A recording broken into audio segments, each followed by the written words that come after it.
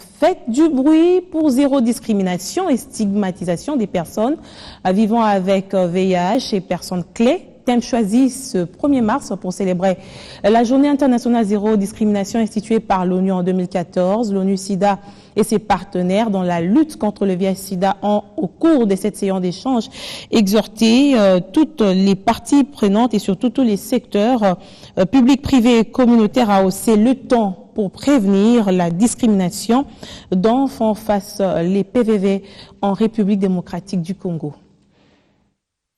La stigmatisation et la discrimination liées au VIH-Sida ont des effets dévastateurs que la maladie elle-même. Faites beaucoup de bruit pour zéro discrimination, thème choisi cette année par l'ONU dans l'objectif de mettre plus en exergue des actions de l'ONU-SIDA et ses partenaires dans la lutte contre le VIH.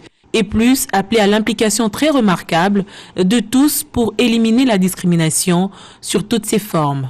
L'ONU-SIDA exhorte tous ses partenaires et les communautés à faire du bruit autour de zéro discrimination. Chacun a le droit d'être traité avec respect, de vivre à l'abri de la discrimination, de la contrainte et des violences. Et aussi, la discrimination n'affecte pas seulement les individus, mais elle fait mal à tout le monde.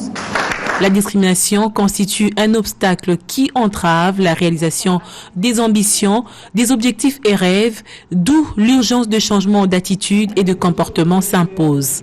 La stigmatisation et la discrimination liées au VIH ont des effets aussi dévastateurs lorsqu'elles prennent de formes telles que l'abandon par le conjoint et ou la famille, l'ostracisme social, la perte de son emploi ou de ce bien, le non-accès à l'école ou l'éviction de celle-ci, ce qui est aussi fréquent, le non-accès, voire les refus de soins médicaux, mais également les violences physiques. La discrimination est non seulement une violation des droits humains, mais constitue un obstacle majeur à une réponse efficace au sida. Après des brillants exposés, suivi des échanges contributifs, plusieurs recommandations sont sorties de ces assises, telles que les rôles et les responsabilités du secteur juridique en veillant sur les droits des personnes vivant avec VIH-Sida, sensibilisation au dépistage volontaire, ainsi que les renforcements des capacités des Congolais sur la non-discrimination.